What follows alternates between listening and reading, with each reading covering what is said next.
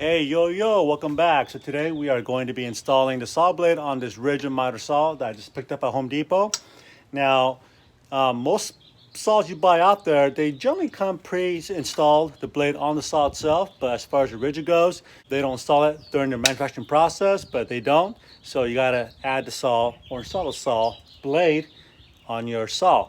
Okay, so check this out. My daughter and I, we camped back here in the back of the Land Cruiser just to have a little bit of adventure during the COVID lockdown. Pretty cool, right? All right, so let's get to it. So if you're already an owner of a Ridgid miter saw or you bought a new miter saw and you need to change the blade, well, let me show you how. So first of all, it's really important that you do read your owner's manual. Okay, but in this case, this is pretty simple. This may be elementary for a lot of you, but this is for those folks who are new to miter saw world. So I'm going to show you guys how to replace a saw blade on a Ridgid miter saw. Okay, so the first thing you're going to want to do is look behind the fence, and there'll be a little wrench right here, which I just pulled out right here. Okay, so one thing you want to do, the first thing you want to do is take this screw right here, it's a Phillips head screw, and loosen that up. But what you don't want to do is, and if you do, it's not a big deal, but you want to just back it out about 5 turns, just enough so that when you lift this blade guard up, this whole piece right here should move up with it. So let me just show you here. See how that pivots? And if you don't get that loosened up enough, only the guard will move, and it'll move like this. So make sure you back this out enough so that it moves up as you move the guard up with it. Okay, and then your guard will just kind of held on its own by that little LED light. Okay, so now you have access to the actual the bolt right here for the saw blade. One thing you want to know about these bolts on all miter saws is, in the normal world, righty is tighty, lefty is loosey. Well, in this case, it's just the opposite. It's righty is loosey and lefty is tighty. Okay, so take this wrench, and you want to turn this clockwise. And that's how you get the bolt loose. Again, turn it clockwise to loosen it.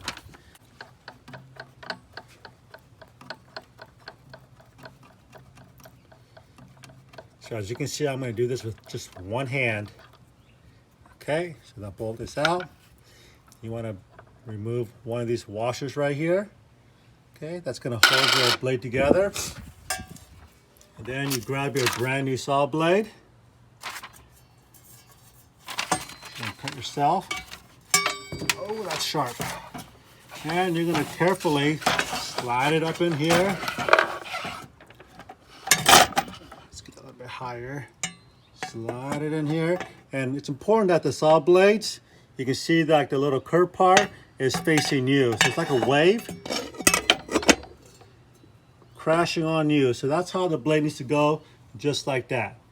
Okay, because as you can see the arrow, the blade turns this way, and believe me, if you turn it the other way, it's not going to cut very good. Okay, so then you're going to put this washer plate back on, and this only fits one way. Then you're going to put your bolt back in here, and again, lefty is tighty. Oops. Oh, where'd it go?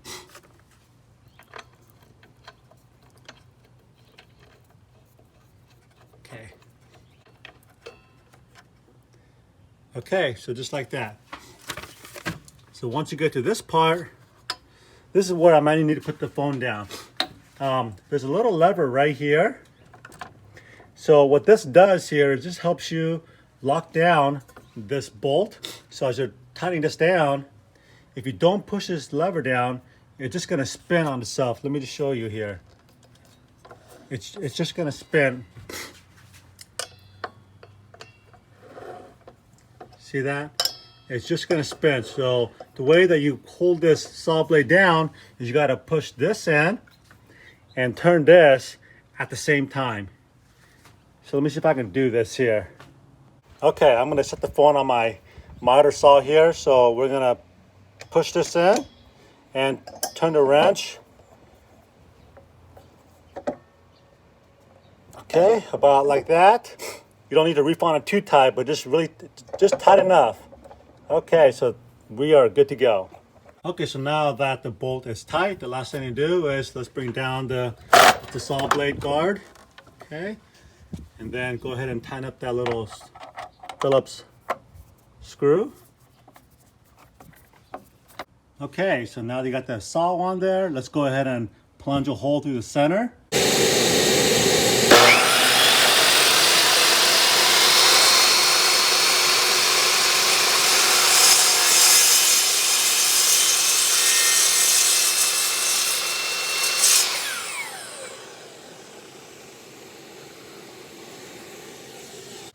Okay, so now that we got the saw plunged through the middle there, now what we got to do is make sure that our saw blade to the back fence is squared at 90 degrees.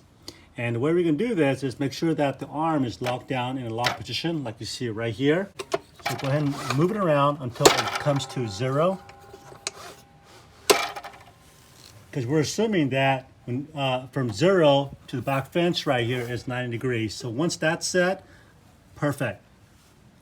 Next thing you're going to do is you're going to grab your speed square and just butt it up against the back of the fence and the saw blade and just see if it looks square to you or not. So as you can see, the back of my fence is pretty snug. But if you look at my saw, it's pretty tight here, but it's a little loose back over here. So let's just kind of readjust the speed square, make sure it's not kittywampus. Yeah, so you can definitely see that as I'm adjusting the speed square, there's still a continuous gap right there. So what that could mean is that you could be off here on the fence, or you could be off here on the miter. So what I like to do is come over here and set this lever. And yours might have some different mechanism, but mine's right here. And what that does is it allows the saw blade to move freely. Okay? So what you're gonna do is basically try and center your saw blade to 90 degrees. And then worst case scenario, you may, if this all works out and the adjustment's actually here, you may have to reset the 0. So that could be another video, but hopefully you won't have to go there. But let's just double check. Let's come back to 0. Okay, it's locked in at 0. Okay, and this is right out of the box. Let's just see where we're at. And right now, I'm not too happy with this, but a lot of you may not notice a difference, especially if you're doing like some bevel work or trim work. If you're off a little bit, it will show up in your corners. So let's do a little different kind of measurement here. I've got a angle finder that I use for my trim, and let's see if this reads 0. Oh my God, what the heck is that? Crazy. Hella legs. Okay, set it to 0. Come on, 0. Okay, and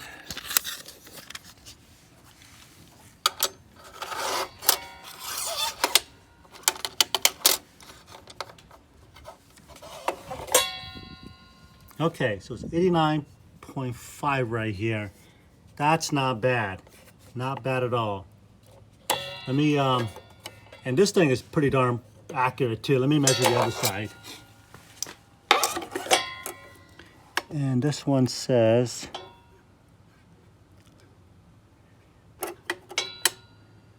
91 degrees. So this back one here is on the right side, 91 degrees.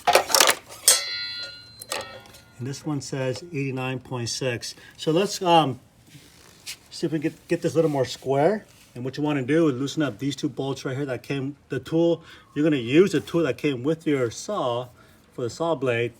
So loosen these 2 bolts up. And then there's 2 on the other side as well right there. So get those loosened up. So I'm going to do that right now real quick, and then I'll come back to the video. Okay, so now that I got the bolt loosened up here, you can see it's a little wobbly.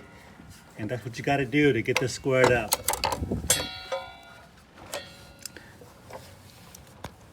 So I'm gonna, oh wow, look at that. It landed on 90 degrees right there. So make sure my angle finder is pushed up against the saw blade and the back of the fence. That looks pretty good, 90 degrees. Let me check the other side.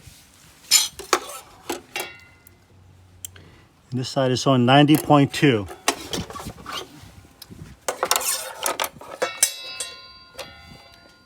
And again, this is showing 89.6, 89.7. Okay. Right there. Right there. Wow, doesn't get any more squirt than that. Okay, so I'm gonna go ahead and tighten up these bolts. And hopefully it doesn't shift. Okay, just to double check. 89.95. I'm pretty stoked with that. I'm gonna keep tightening up my bolts here. Okay, just keep checking, make sure it doesn't move on you. 89.9.5. That's pretty darn good. Let's go to the other side. And this is at 90 degrees right here on the nose. Okay. And make sure that's still 90 some degrees. Yep. 90.6. 90.5. That's really good. 89.6. 89.7. Okay, well, I'm pretty good with that. I mean, we're talking about, you know, cat's hair on this one here. So I don't do that type of precision work myself. It's all rough cuts kind of stuff, but I want to make sure it's 90 degrees. So this is how you would adjust your fence and your saw blade to 90. All right, guys, I hope you guys liked the content. And if you guys did like the video, be sure to give me a thumbs up and smash that subscribe button. That'd be sweet to support my channel. And for all of you guys that are following me right now on my Land Cruiser and off-roading and all that kind of stuff, I really appreciate your support. In the meantime, I'll see you guys on the trail.